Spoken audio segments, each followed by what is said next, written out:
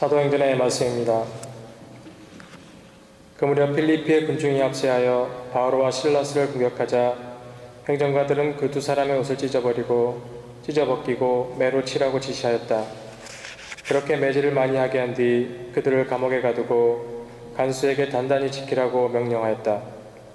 이러한 명령을 받은 간수는 그들을 가장 깊은 감방에 가두고 그들의 발에 착고를 채웠다. 자정 무렵에 바오로와 실라스는 하느님께 찬미가를 부르며 기도하고 다른 수인들은 거기에 귀를 기울이고 있었다. 그런데 갑자기 큰 지진이 일어나 감옥의 기초가 뒤흔들렸다. 그리고 즉시 문들이 모두 열리고 사슬이 다 풀렸다. 잠에서 깨어난 간수는 감옥 문들이 열려 있는 것을 보고 칼을 빼어 자결하려고 하였다. 수인들이 달아났으려니 생각하였던 것이다. 그때 바오로가 큰 소리로 자신을 해치지 마시오. 우리가 다 여기 있어 하고 말하였다.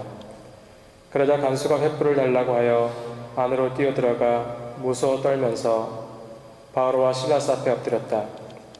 그리고 그들을 밖으로 데리고 나가 두 분 선생님, 제가 구원을 받으려면 어떻게 해야 합니까? 하고 물었다. 그들이 대답하였다. 주 예수님을 믿으시오. 그러면 그대와 그대의 집안이 구원을 받을 것이오. 그리고 간수가 그 집의 모든 사람에게 주님의 말씀을 들려주었다. 간수는 그날 밤 그 시간에 그들을 데리고 가서 상처를 씻어주고 그 자리에서 그와 온 가족이 세례를 받았다. 이어서 그들을 자기 집안으로 데려다가 음식을 대접하고 하느님을 믿게 된 것을 온 집안과 더불어 기뻐하였다. 주님의 말씀입니다.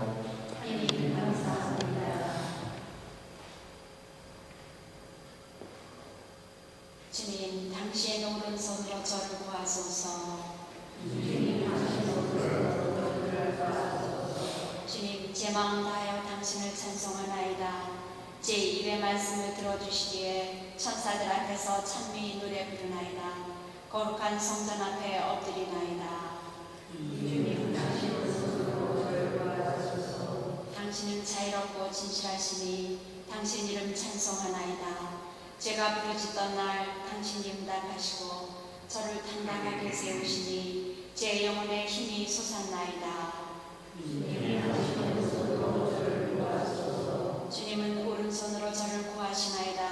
나를 위하여 모든 것을 이루시리라. 주님, 당신 사해는 영원하시옵니다. 당신 손수 빚으신 것들 저버리지 마소서. 할렐루야. 주님이 말씀하신다. 내가 너희에게 진리의 영을 보내리니 그분이 너희를 진리 안으로 이끌어 주시리라. 할렐루야.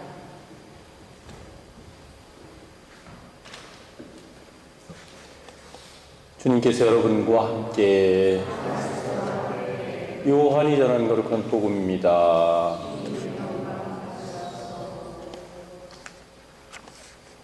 그때 예수님께서 제자들에게 말씀하셨다. 이제 나는 나를 보내신 분께 간다.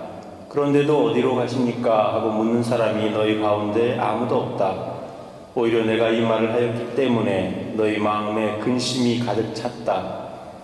그러나 너희에게 진실을 말하는데 내가 떠나는 것이 너희에게 이롭다.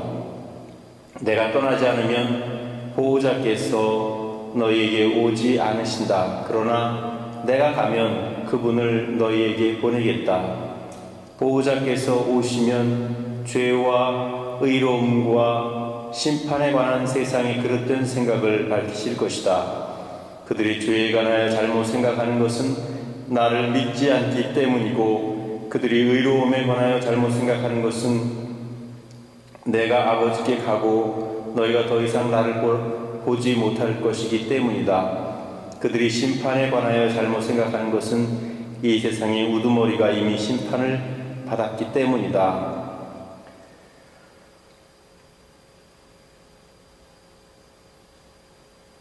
주님의 말씀입니다.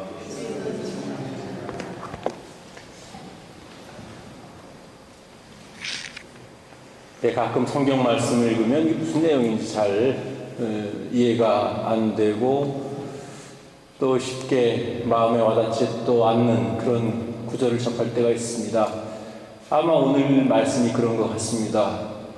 우리도 그러할진데 그런 이야기를 듣고 있던 제자들 입장에서는 더더욱 이 도대체 무슨 얘기인지 잘 몰랐을 것 같다는 생각이 듭니다. 한마디로 요약을 하면 예수님께서 세상을 떠나시는 것이 오히려 제자들에게 더 유리할 것이다. 이유는 보호자를 보내주실 것이기 때문에 그렇다. 이렇게 말씀을 하십니다. 우리가 이것을 어떤 이론적으로, 교리적으로 이렇게 생각해 보면 잘 마음에 와닿는 것이 없습니다. 그렇지만 분명한 것은 우리에게는 눈에 보이지는 않지만 우리를 분명히 이끌어주고 계시는 성령의 이끄심이 있다는 것입니다. 물론 이 성령의 이끄심은 예민하게 잘 느끼는 사람이 있는가 하면 무뎌가지고 맨날 그날이 그날인 것 같아가지고 잘 못 느끼는 사람도 있겠지만 중요한 것은 그래도 언제나 우리를 이끌어주신다는 것이고 그 이끌어주심을 우리가 깨닫게 되면 자연스럽게 감사하는 마음이 생길 수가 있습니다. 물론 저는 단언컨대 성령께서 우리를 이끌어 주실 때에 항상 우리 앞에 걸려 넘어질 만한 돌멩이 다 치워주시고 우리가 걸어가야 될 길에 울퉁불퉁한 길이 있으면 다 치워주시고 또 항상 이렇게 대로로만 이렇게 잘 닦아주시지는 않습니다. 오히려 그렇게 한다면 그런 이끄심이 있다면 그 자체가 유혹일지도 모르겠어요. 왜냐하면 우리 인생이라는 것이, 인생 길이라는 것이 이렇게 평탄하게 대로로 쭉쭉 뚫린 길만 속 시원하게 갈 수 있는 것은 아니기 때문에 그렇습니다. 그렇지만 정말 중요한 것은 내가 울퉁불퉁한 길을 가면 또 가는 대로 그것을 내 어떤 인생에서 소중한 기회로 받아들이고 또 돌부리에 걸려 넘어져도 다시 일어나서 다시 걸어갈 용기를 갖고 또 시도할 수 있는, 그래서 결코 세상의 어떤 일에도 좌절하거나 절망하지 않고 다시 일어설 수 있는, 그래서 새로운 마음가짐으로 새로 시작할 수 있는, 이것이 은총이고 이것이 성령의 이끄심인 것 같습니다. 그래서 우리가 모든 것을 다 하느님이 알아서 일일이 다 해결해 주시고 다 내 앞에 있는 길만 등불을 밝혀주시고 그렇게 했으면 좋겠지만 그것은 결국 내가 가는 길이 아니고 난 로봇과 같은 그냥 다 마련된 거 그냥 쭉쭉 가는 것밖에 안 되는 거죠. 그러니까 어떤 면에서 보면 우리에게만 유리한, 그리고 우리에게만 일방적으로 어떻게 특혜를 주시는 그런 분이 아니지만 우리가 하느님과 함께 이 인생길을 걸어가기 때문에, 그래서 여러 가지 상황 속에서도 그 상황을 잘 극복할 수 있고 실망하지 않고 그 상황 속에서도 감사할 수 있는 마음이 생기는 것, 그것이 참 하느님의 뜻을 깨닫는 것이고 그것이 성령의 이끄심을 느끼는 것인 것 같습니다.